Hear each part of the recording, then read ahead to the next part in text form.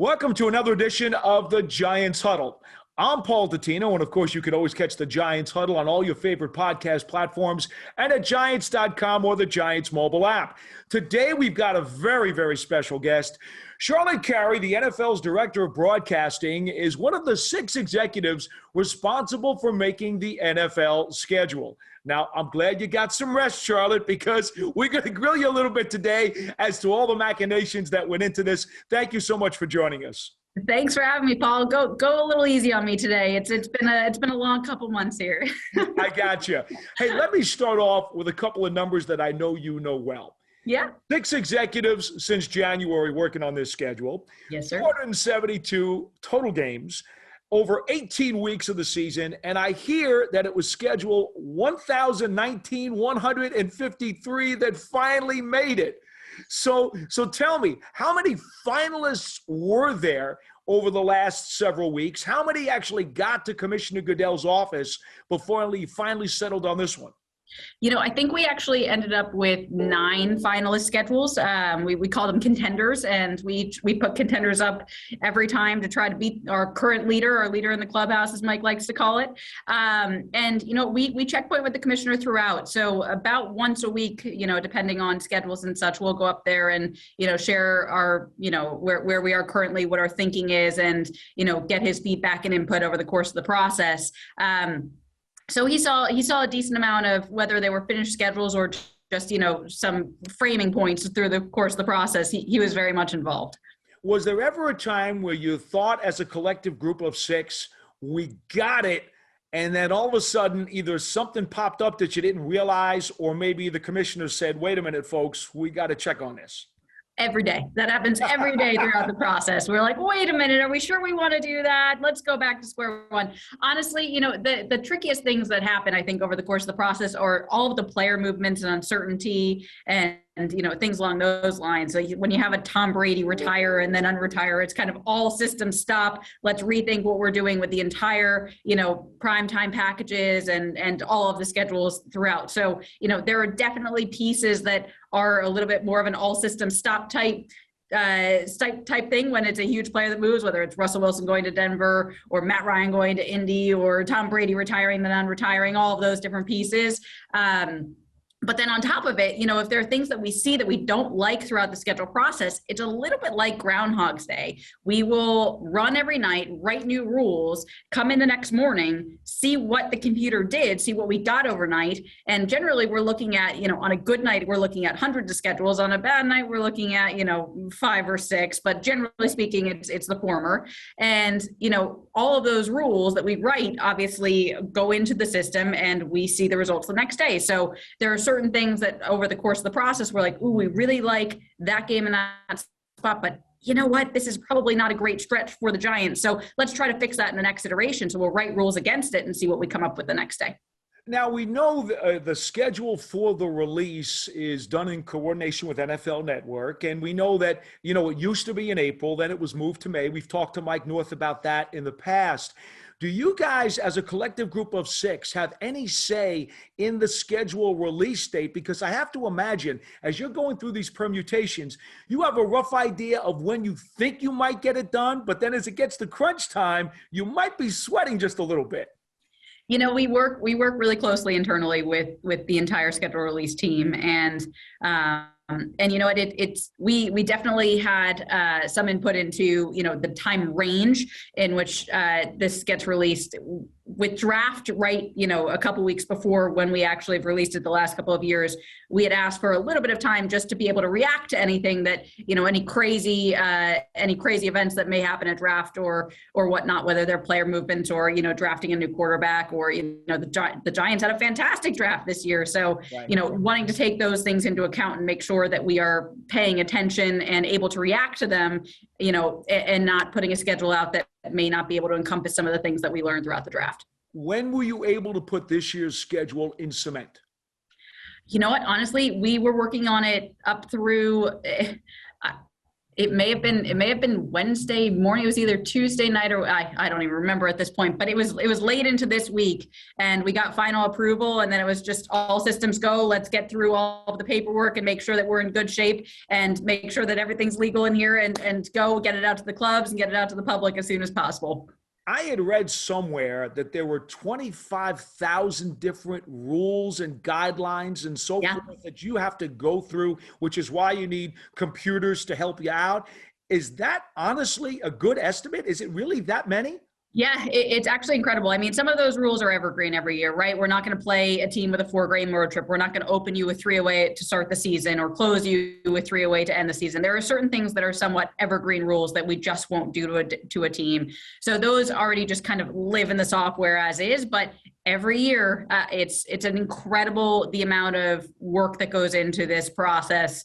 And Mike North and I every night are writing rules, trying to make sure that we're not screwing anything up, putting them in correctly. And but it really is. It's about 25,000 rules that we have in the software, and it's incredible that we can have that many constraints and still see so many incredible playable schedules every year. Is it possible for you to share with us 1 or 2 of the biggest landmines, aside from Tom Brady coming out of retirement or Russell Wilson getting traded, that really kind of threw the entire apple cart upside down this year?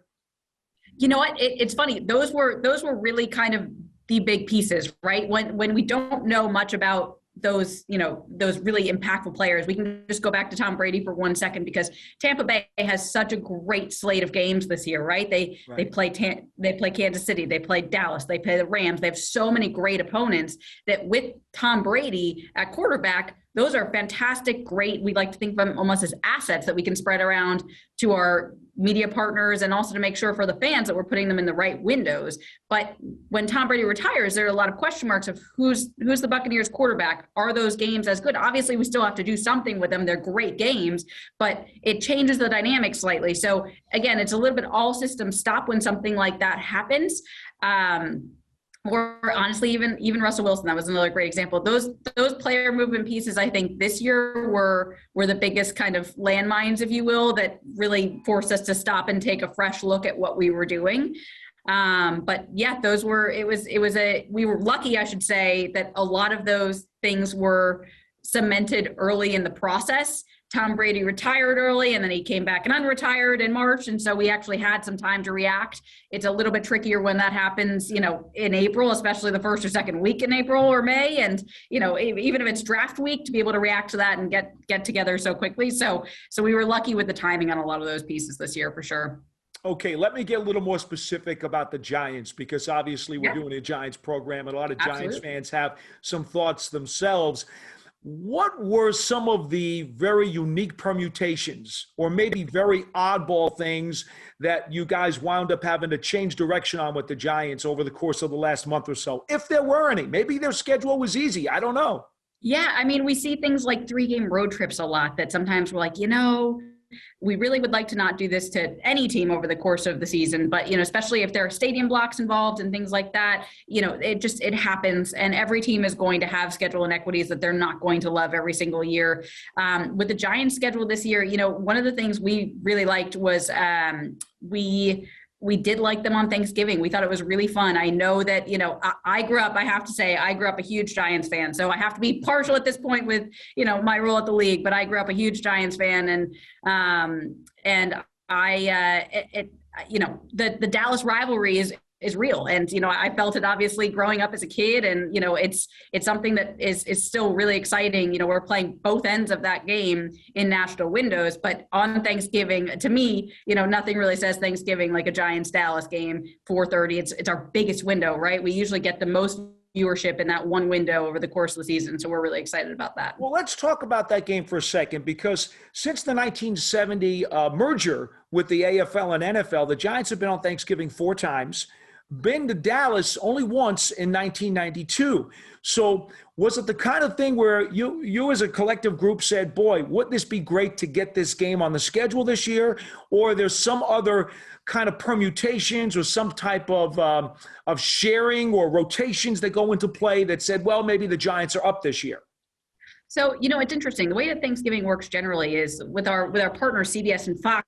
they flip on and off each year with who gets Dallas and who gets Detroit. So essentially who gets the early window and who gets the late window on Thanksgiving afternoon. And when it's a CBS game in Dallas, we usually have to use one of the AFC matchups to fill that slot, because of just the way the packages work this year and such. That'll all change starting next year with more on conference, and we'll be able to, be a little bit more flexible with those opponents. But if it were an AFC year, we would have to put an AFC opponent into that slot. It's a Fox year, so we had a little bit more flexibility with putting an NFC opponent against Dallas. And to be honest with you, we let it float a little bit. There were a couple options for Thanksgiving. I think a lot of us got comfortable and really liked, particularly me, the Giants on Thanksgiving in that window. That was something that I was excited about in this particular schedule. But it's not something that we kind of closed the door and locked in day one. That was something that we allowed to float, and we saw many different things. We saw Chicago, we saw Washington, we saw plenty of different opponents in that window. But I think we all got comfortable and ended up really liking the Giants there. There was a streak when NBC Sunday Night Football came into play. I think for like the first 10 years of that series, they had Giants and Dallas. It seemed like, in fact, one year they had them twice in the same season. The last couple of years, that hasn't happened. Was there a cognizant awareness of, hey, NBC got Giants Dallas a lot, and maybe we need to spread that game around a little bit? Yeah, definitely. And also just change, right? I think that, Giants Dallas is always going to be, there's the historic rivalry. We're always going to use it in a big window. So whether we're using it, we have the ability sometimes to cross flex, as it's called. So when I was talking about Thanksgiving and having to put an AFC game at Dallas, we have a limited ability to cross flex games. So sometimes, we'll do like a Giants Dallas doubleheader, a 425 game on CBS early in the season, to still have that splash and have that impact, similar to what we used to do on NBC, and still definitely will do again on NBC. Just, spreading it around a little bit with the partners. This year we have a great Giants Dallas game on Monday night. We definitely put it on Fox as a 425 doubleheader early in the season before. So, we generally like to do a lot with that matchup. It just depends on where it falls every year. Okay, let me ask you about the international game. Giants going to London for the third time in 2007 against Miami, 2016 against the Rams. Now this year they go and play Green Bay. So what goes into that? Because I understand that starting next year, if I read correctly, every team makes one trip to an international game every 8 seasons. But that rule doesn't take effect right until next season. So what kind of parameters did you put into this decision to put the Giants in London? I think that we work closely with our international group on all these international matchups. And again, I think that the Giants Green Bay sounds like a football game, and it sounds like a great draw. And it's a big game, quite frankly, for an international game. I think that we can all say we've had a couple of softer matchups over there. This year we have some really strong, really fun international matchups that everyone in this building is fairly excited for. The interesting thing that goes into a little bit of the international mix is, does the team get their bye right after? Are they home before? Are they on a short road trip? We work really closely with the clubs on what they would like. And given the fact that this is fairly early in the season, the Giants elected, we don't really want our bye right after. This is the only place where a club can, give you input on where their bye falls. If they're doing an international trip, they can give us a little bit of input of, hey, we'd like it right after, or we'd like it somewhere else. That's basically all they can tell us. But, being that early in the season, week 5, it's a little bit tricky to have your bye right there. And then especially with the expanded season, have to go all the way through the rest of the season with no rest. So, sure. So we push their bye a little bit later. But it is interesting. The whole idea of London has shifted since we originally started sending teams over years ago, where teams would go over a week early. They'd try to get their body clocks adjusted. They'd want their bye right after to come back. And now teams have gotten a little bit more comfortable with it and are going, a couple days before the game, playing the game, and then coming home that night, especially if it's a 9:30 a.m. Eastern time kickoff. You're back in your building by, call it 2 a.m. Monday morning or so. You have a full week then to get ready for your next game. So once you knew the Packers were part of the London package and they were going to have a home game against the Giants, that kind of pushed you in that direction, it sounds like. Yeah, absolutely. And again, like that wasn't locked in day one, but we really liked it there. And that was one of the things that we focused on and, got fairly comfortable with early. So, we were very, very bullish on that game. We really liked it, especially early in the season, going over to London. The Giants, as you well know, right? We all remember the '07 season with that success. I don't know. I think going over to London is somewhat of a team building piece also. So hopefully we'll have another season like '07. Well, now let me ask you this: when you look at the international package and you have multiple sites in the international series, do the folks in those respective departments and countries, do they say, hey, that was, for example, another country saying we would like that game? How do you decide which country gets the international game where it finally lands? Our international group at the league is really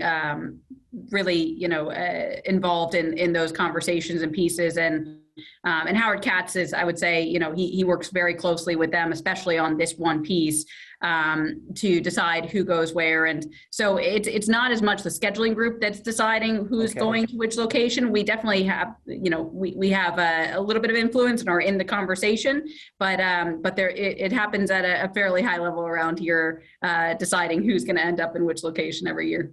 Final question, because I know we're running out of time, and we really appreciate you taking this opportunity to talk to us. With the preseason schedule, we notice everybody is to be announced. No actual dates, times. We know the networks do televise some preseason games, and they're your partners. So how much say will they have in the actual timing and the opponents, for that matter? We know the Giants, for example, are playing the Jets and the Patriots. They always play them every year. And Cincinnati is the third team they'll play this season. Yeah, the preseason schedule is definitely it's a whole other animal, and a lot of it is football readiness and making sure that we're making the best possible schedule for the clubs. The clubs have a lot of input on preseason, and it's definitely trying to reduce travel and make sure that we're listening to each of the clubs on what they're kind of wanting to see over the course of the preseason. Obviously, we can't make everybody happy, especially when it comes to stadium blocks and concert tours. And as I'm sure you know, with COVID and everything else, a lot of concert tours were canceled over the last couple of years and are happening in full force this summer. So preseason was a little tricky with stadium blocks this year, and Blake Jones on our team does a fantastic job making the preseason schedule every year. And there are always constraints that occur, but it's definitely, it's not as much the national TV partners that drive this. It's a lot more of the local TV partners. As I'm sure the teams each have their own TV partner in each of their local markets for preseason. So it's a little bit of a different model, but that I'm sure informs a lot of the club's requests for what they'd like to see as well. Final thought, Charlotte, in light of the 2 years of the pandemic we just came out of, which obviously threw haywire into everything in life, not just the NFL schedule, was getting back to a normal schedule process maybe a little bit of a relief? Yeah, absolutely. Absolutely. You know what, honestly, the interesting thing is we took a little bit of learning from the last few years and we made somewhat of a hybrid model. We were in the office some days, we were on Zoom others, and we were able to kind of, have the same camaraderie and, be in the office and see each other and eat lunch together, but really be locked in that room for a tremendous amount of hours per day. But at the same time, we could also, work on Zoom and being able to just screen share and other things. It's been an interesting process. And it's really nice to at least have that hybrid model where we can see what works really well for our group and what the right kind of balance is overall. So, but yes, it's definitely been good to get out of COVID times. Great stuff from Charlotte Carey, the NFL's Director of Broadcasting. Thank you so much. And we not only appreciate your time, we appreciate all your efforts and what you do for the National Football League. Thanks for having me on. This is great. Once again, Charlotte Carey joining us here on the Giants Huddle. You can always catch us on Giants.com, the Giants mobile app, and all of your favorite podcast platforms. So long, everybody.